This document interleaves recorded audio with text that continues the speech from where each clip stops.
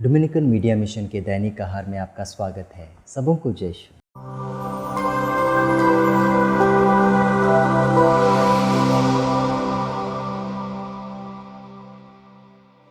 मेरे मित्रों, आज का सुसमाचार जो मत्ती अध्याय 11 पद संख्या 20 से 24 से लिया गया है, उसमें प्रभु दो ऐसे शहरों का नाम लेते हैं जो संपूर्ण बाइबल में अपने गंभीर पापों के लिए बदनाम हैं, अपने गंभीर पापों के लिए जाने जाते हैं।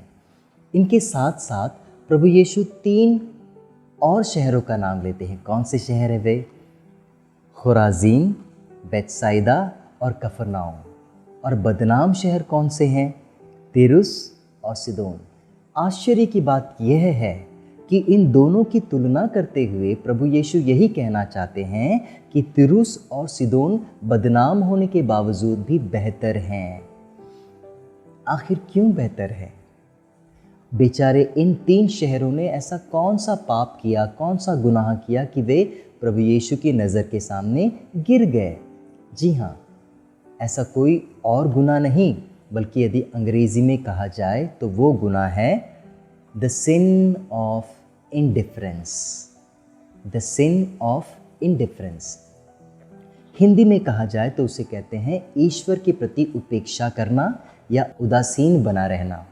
मेरे मित्रों, सीधे सादे शब्दों में यदि मैं समझाना चाहूँ तो वो ये बात है, सत्य को जानने के बावजूद भी, सत्य को पहचानने के बावजूद भी, अनुभव करने के बावजूद भी या परखने के बावजूद भी मैं सत्य का पक्ष नहीं ले पाता और न ही मैं सत्य के विरुद्ध खड़ा रह सकता हूँ। और इसी को कहते हैं द सिन ऑफ इंडिफरेंस। न इधर और न उधर, बीच में कहीं। न तो मैं हाँ कहता हूँ और न ही ना कहता हूँ। यह गंभीर प्रकार का पाप है और इसीलिए संत मैक्सिमिलियन कोल्बी कहते हैं कि यदि इस दुनिया में कोई गंभीर पाप है तो वो है द सिन ऑफ इंडिफरेंस। इस दुनिया में कोई जहरीला पाप है तो वो है द सिन ऑफ इंडिफरेंस। यह इतना जहरीला क्यों है? वह इतना जहरीला इसीलिए है मेरे मित्रों, क्योंकि यह हमें पछतावा करने से रोकता है।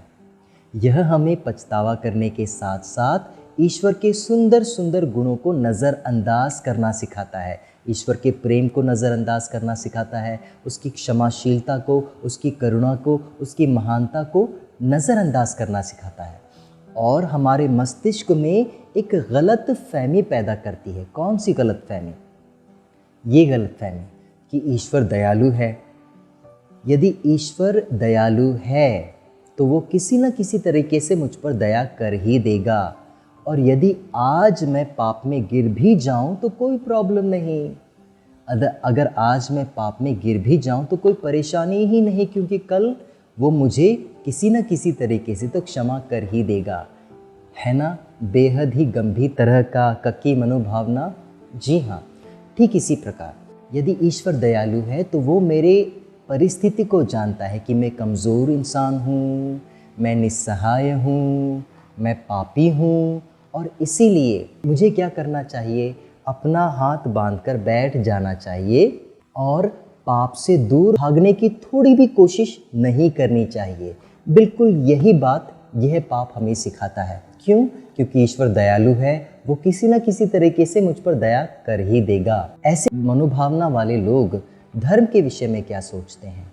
वे यही बात सोचते हैं कि दुनिया के सारे धर्म एक जैसे ही हैं और ऐसा एक भी धर्म नहीं है जिसमें सत्य की परिपूर्णता है या सत्य पूरी तरह उपस्थित है। जी हाँ मेरे मित्रों, इस तरह की मनोभावना वाले लोग अपने आध्यात्मिक जीवन में पूरी तरह मुर्दे बन जाते हैं और इसीलिए इसे खतरनाक जहरीला पाप कहा जाता है। मेरे मित्रों, ध्यान से सुने, प्रभु का वचन क्या कहता है। इब्रानियों के नाम अध्याय 10 पद संख्या 26 से 27 तक प्रभु कहते हैं, सत्य का ज्ञान प्राप्त करने के बाद भी यदि हम जानबूझकर पाप करते हैं तो पापों के लिए कोई बलिदान नहीं रह जाता, बल्कि एक भयानक आशंका रह जाती है। कौन सी आशंका? न्याय की आशंका और भीषण अग्नि की आशंका जो विद्रोहियों को निगल जाना चाहती है। मेरे मित्रों, सीधे शब्दों में आज के पाठ में इस तरह के मनोभावना वाले लोगों को ईश्वर का वचन विद्रोही कह रहा है। ईश्वर के प्रेम के विरुद्ध, दया के विरुद्ध विद्रोह करना, उसकी करुणा के विरुद्ध विद्रोह करना, उन्हें विद्रोही कहा जा रहा है। हमारा क्या कर्तव्य है?